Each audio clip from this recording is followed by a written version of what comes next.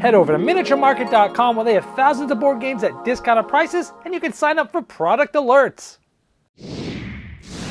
Hello my friends, it's the Game Boy Geek here. Just got back from Gencon. You might tell from my voice, I got sick while I was there. I started feeling bad like the day I arrived, and then from setup day, I got there on Tuesday, setup day Wednesday. Every day after that I felt worse and worse and worse. So I ended up having to change my flight, coming home a day early. Usually I come home on Sunday, but I had to change my flight, come home Saturday. However, I get most of my stuff done on setup day. 90% usually. I did again this year, and I get the rest of it done before the hall even opens on Thursday. And so usually by the time the doors open and Gen Con starts for most people, I'm pretty much done with everything I got there to do. And so I got to spend Thursday all day and all night, Friday all day, all night, even a little bit on Saturday once I got home, even though I felt terrible, playing all the hottest things that I got there so I can bring a bunch of content to you as fast as possible after Gen Con. So excuse my voice, but let's get started with some of this hot content from Gen Con.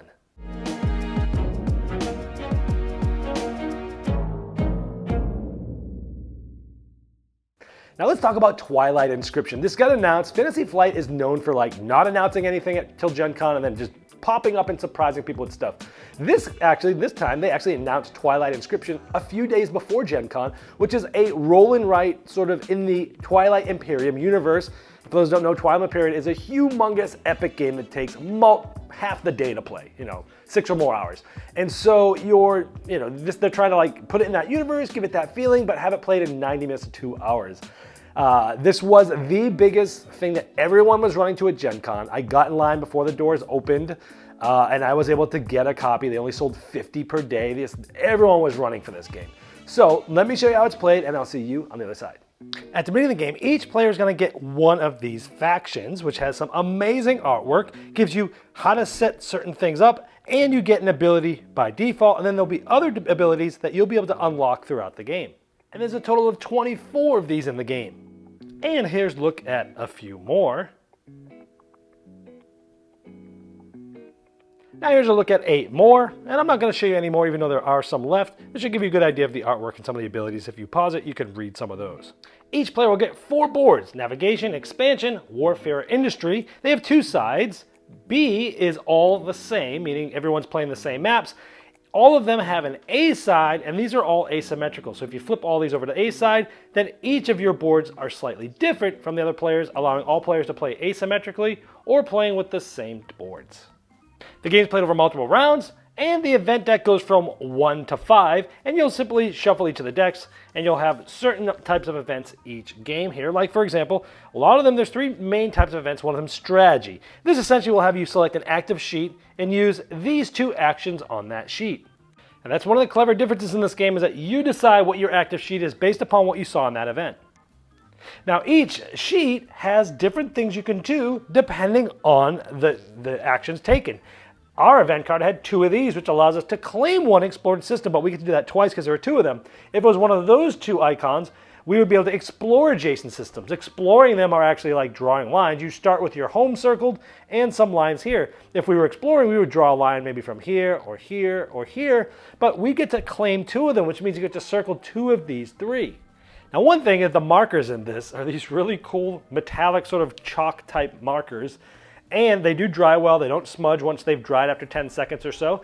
And they're this glowing orange, and about the only color you'd be able to see on these dark boards. But let's say I circle these 2. Now if you circled that one, this is one of the ways to get points. There's many ways you can get points on your boards by just circling points like this. But here, let's circle this. We circled these 2 things, and some of the things you'll see are dotted, and some of them have dashes.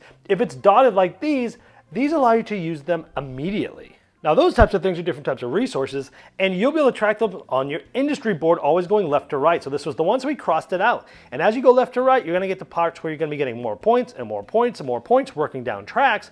But as you get these other ones, when you finish these columns, they're going to allow you to get more trade goods. And trade goods you'll be able to use throughout the game as wild goods. So you have both columns going to points, rows going to points, and as you complete columns, you'll be getting more and more trade goods by underlining these, because certain events will allow you to say, hey, how many of these do you have? Add that many here, and things like that. And when you use those immediate ones, you put a slash through them just to remind you that you've used them. But these ones you don't have to use now. You can decide when to use them, and this is sort of a planet there. So with that, I could have unlocked one of these planets. Any one of these I could basically cross out, and I would have crossed out and spent that planet that I'd circled on the other board. Now this allows me to, on this board, I'll be able to use certain things and cross out these icons. And again, these are the ones that you'll see in the event, and again in just a moment when I roll the dice. And these are going to allow you to cross out things, and once you complete rows and columns in here, you're also going to be getting more benefits. And again, if we use that, we would then cross out to let us know that we've used it. After everyone's done this, you're going to roll these dice, and you're going to use these same dice, but you use them on this active sheet that you chose to use this on. So we rolled 2 of these and 1 of these. Again, everyone's using those dice. We can now explore 2 of these, because we rolled both of those, and claim 1. So remember, we drew 2 lines there, and then maybe we circled this one, and then we go on that other sheet and get that resource right away. So maybe we're trying to generally work towards this wormhole, because if we get there, we can jump to here and get over here, and once we get to this spot, we'll be able to put our faction name in, starting from the top to the bottom, and you'll get more points the quicker you get there. You'll also get more votes for when you start voting things with the council, which I'll talk about later. And so there's a way to like sort of race to some scoring. But you can't just use those wormholes. Certain boards, or all boards, have special abilities. Like this one says Gravity Drive. Now you can explore through a wormhole. Now you could activate that ability by either spending 3 of these types of icons here on this board, or some boards have specialty abilities like this icon here. So if you have this that you've already sort of circled on another board, you could use it to unlock this ability, or you can use 3 of these, whether it's dice or cards, to unlock that. So you can see that there's also different ways to unlock different abilities, and there's different abilities on every board. Now that's pretty much the flow. So this next one, once everyone's done that, we will flip this over, and it's another strategy. So again, people are gonna be able to use these, and each player selects their active sheet, and then we roll the dice, and you do the same thing. But at some point, you're going to be coming across different types of events, like production events. And now here, we're going to go look at our production. And now let's say on our industry board, we had all these resources crossed out. We had this column done and this column done, so we've underlined both of those. So when the production event happens, we get 1, 2. We have to circle 2 of these. And in the future, we can cross one of those out to be any resource we want. It's wild. Other times, it will be a council event. So now we're going to look at our industry sheet. Now, over the course of the game, you'll see circles that have this icon in them. Anytime you're able to circle one of those, you underline one of these. You actually start with one. And at this point, you see how many are here, and you would add this to your votes here. This one we started with 2. Now we have 3 votes. And depending on the level that you're at in the events, certain card will come up, and people are going to secretly vote whether they want to pass or fail Homestead Release. If you pass, on your warfare sheet, you'll be able to deploy 3 infantry or PDS ships. Here, if you say no, then on your expansion sheet, you can cross off 1 resource icon on each of your spare docks. For example, we say no, we could cross out 1 of each of these resources, getting us closer to unlocking some other dice that will be rolled each round, some color ones. Or being able to, on warfare, deploying 3 infantry or PDS ships. Now, there's different types of ships. Infantry are just 1 dots. PDS look like this. Now, typically, when you activate this sheet, you're going to be spending certain resources to cross these off. And when you finish one of these, you're able to build that ship and actually draw it in your current spot, which just starts on the bottom here. So you're going to be sort of building ships. So let's say we had built a PDS ship like this. Now, when you get this, you can flip it, you can rotate it, you can mirror it, and you have to either be touching the bottom orange line or be adjacent to one of your other ships. And this is going to be interesting because if you go on one of these, you're going to be able to circle and get points at the end of the game. But there's going to be, which I'm going to show you in just a moment, a war that happens. And here, you're going to be fighting against your neighbor to your left, depending on how many dots you have here, and to the right of how many you have here. So again, the main events in the game are either spending resources on a specific sheet, or going through production and getting wild resources, or voting, or you might be going through a war, which I have the card right here. There we go. War. Now in this case, you're going to, let's walk through this. Well, first you're going to draw the line of the next one like this. This tells us that's going forward in the next era, you're going to be building your ships here. So this war is only good for now. Then we're going to count. I have 1, 2, 3 to my left and 1 to my right. We'll look at how many of those neighbors have. If I beat my neighbor to my left, I will get this. I'll circle. I can use this ability later. If I lose a point. Here I get this. So you're going to be getting abilities if you've beaten your neighbor, or losing a point if you have not. But now, starting in the next era, anytime I build ships, they're going to be right here. Again, having to build next to the orange line or something adjacent to it. And these spots stop you from building things, which is different because, now as you can see over here, the ships are different shapes. So you're gonna wanna build different ones that don't get blocked by certain things, but you'll also see that these two ones, they're locked at the beginning of the game. Now, if you unlock these by circling these icons on some of the boards throughout the game as you unlock things, you'll be able to spend those to unlock and be able to build those ships. Now, as you get to industry and you start spending resources here, you're gonna be able to start scrapping or Xing out certain things adjacent to other ones, and you're going to be able to actually claim certain things by circling things that are next to scrap things like this. And again, we already talked about sort of these, and you can see there's all sorts of different abilities. These ones like this, if we ever got here, let's say we scrapped down to here, we circled this one, this is going to allow us to use a red die. Now, when you decide to use this on a sheet, you'll be able to underline this, and then when you activate that sheet, you'll be able to use that die, because in addition to the black dice, each of these 3 dice get rolled every round as well, but only certain people are going to be able to use it, and only on certain sheets that they've unlocked that extra die to work for. And again, every sheet also has special abilities that you can unlock using resources or some of those special abilities. So as you can see, each sheet has many of the special things that you can get that do all sorts of different things, or they have ways of getting points. This one has what's called population. You'll see this icon in different spaces, like here. And as you use those, you'll be able to go up this population track and be getting more and more points on this board, for example. Now, at the end of the game, you're simply going to add up your sheet and objectives. Now let's go over those. Now at the beginning of the game, you're gonna have objectives that everyone is fighting for, and there's gonna be one for each of your sheets. Now there's 3 cards of each sheet. They're randomized at the beginning of the game, so there's one of each. For example, on your navigation sheet, as you're flying around, if you have 12 consecutive, claimed systems, you'll get 9 points. And then you'll flip this over and everyone else will get 5. Here it's 9, 5, 7, 4, 9, 5. Like crossing out all resources on 3 planets on your expansion, or having scrapped out 10 spaces, or marking all 10 nodes in 2 rows. So different objectives there. So by the end of the game, your sheet might look something like this, and you're simply going to count up all of the points that you have on each of the sheets, and all of the objective points you may have gotten from those objectives on those sheets. Add those up for all your subtotals. You're going to add up your subtotals from all your 4 sheets. Whoever has the most points at the end of the game is the winner. And lastly, let's go over a couple other fringe things. Like this allows you to unlock that extra ability from your faction, for example. Like this, you would immediately be able to do this, which is claiming 2 trade goods and 2 votes. But different factions will do different things, but every time you get that, you get to activate it. Sometimes if you get this, you're gonna get some relic cards.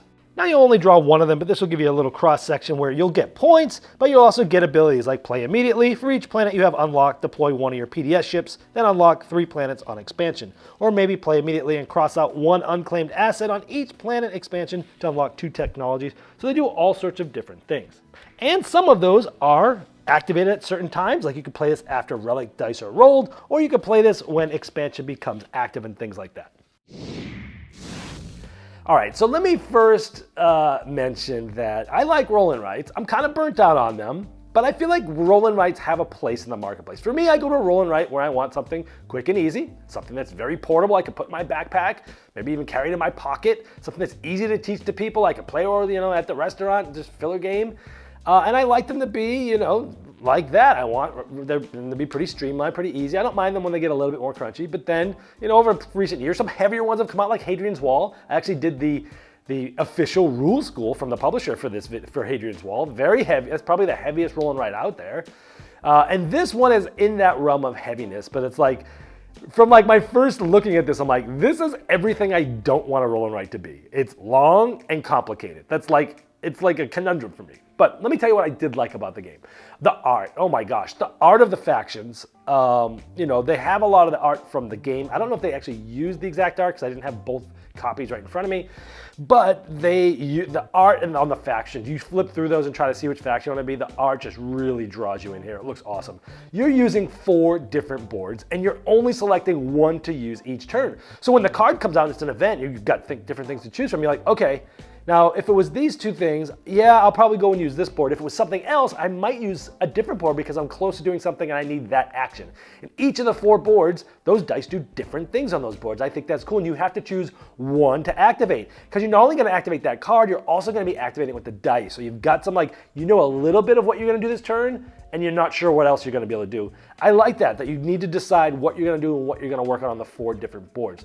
I like that you can use abilities. So once you unlock like one of those special abilities and such, the dashed ones, you can wait and you can use them on other boards. So hey, I unlocked something cool over here. On a future turn, I'm doing this. I can use this one over here, and I'm using this board. This is my active board, do that. I like that you can, certain boards, you use this over here to do this over here. I thought that was a cool idea too. Wars kind of felt like 7 Wonders there, where like, hey, you're fighting your neighbor on your left, you're fighting your neighbor on the right. I thought that was cool the way they work. I like the spatial aspect of getting a certain ship and trying to figure out you can flip it, you can rotate it, but certain things block you, but other things give you rewards. And I like that aspect. In the left or the right, you're fighting your left and right neighbor, so you can see what's going on over there. I like that a lot of the board's abilities help you on other boards. Like, hey, I unlocked this cool little special ability. Oh, that allows me to do one of these cool text abilities on this other board. So the boards sort of link together in that way. So yeah, that's kind of cool. I like that you can play asymmetrically. Meaning you can play with everyone that has the same board, things like that. Or you could play asymmetrically where everyone has a different board. So, and every time you play, you're gonna have you can't just do the same thing every time. And I like that. So those are the things I liked about the game. But as I mentioned, let's talk about the things I didn't like about the game. It's kind of anything I don't want a roll right to be, long and drawn out and complicated, but this game's probably not for me. I would say this game is probably it's in the same conversation of the heaviness of Hadrian's Wall. I'd say it's a little less heavy, I would say, but it didn't leave the same impression. Like Hadrian's Wall made me want to come back to it. This, it really didn't, honestly. If you like longer, more complex roll and writes, and you liked Hadrian's Wall, and you like that sort of thing, or if you like Twilight Imperium's look, if you like space themes, if you like that universe, this is probably for you. You'll probably enjoy it. Now, another nice thing is I've talked about the positive linking different things together, but that is also a negative for me too, because towards the end of the game, you have all these things circled and X'd out and this and that, and sometimes it's hard to see, or it's easy to forget that oh, you know what, I unlocked this ability on this board way over here in this little corner, I circled this little special ability. I was thinking I'll use it later, and then later on I'm like, oh, I could have used this ability, and I totally forgot I had done that, because there's just 4 boards, lots of circles, lots of X's. You can't easily forget things that you can do because there's just so much on the board. I'm a little concerned about the marker replacement availability. Just concerned. I don't know what their plan is, but these markers are really cool. They have that orange, I think they said it's chalk-based material. It works really well. It doesn't smudge. But the thing is, it's so special. You really couldn't, if this marker ran out, you couldn't, use a regular marker on here. Because of the darkness of the sheets. Now, maybe they'll have an easy pen replacement program, but, with any game that has markers, you let that thing sit. Even if it's closed all the way, a year to 2, almost always have to replace the markers. I don't know if they did something special with these, or if there's a type of material that won't happen. Time will only tell. But if that were to happen, you're kind of stuck getting pens from them, and I don't know what they'll have available. So it's just a concern at this point. I don't have enough data to say that's a big turnoff, but it could be, possibly. I also feel like this game is kind of like in No Man's Land, because TI fans are gonna be like, yay, I can play a 90-minute to 2-hour game and have scratch the same itch. I don't think they're gonna feel that way after this. I think they're gonna feel like, okay, we're in the universe, I see the factions I like, I see those cool things, I see how their abilities translate, but it's not gonna give you the same feeling. It's not like, hey, I'm playing a shorter version of Twilight Imperium. It's not gonna give you that same feeling, I don't think. So I think they're going to be disappointed. They might like it, but it's not going to be like, hey, now we don't have to play Twilight Imperium this year because we have this. I don't think it's going to do that. But then on the other side of the fan, on the end, I think it's going to be too long and convoluted for most people what they want to go for roll lights for, which is like me.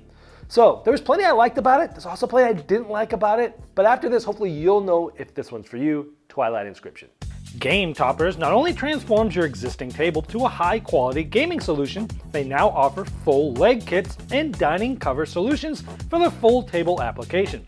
Paired with their amazing, thematic, premium stitch edge mats from noted board game artists like Vincent Dutray, collapsible cup holders, and really cool accessories, it's a complete system that upgrades every game you play.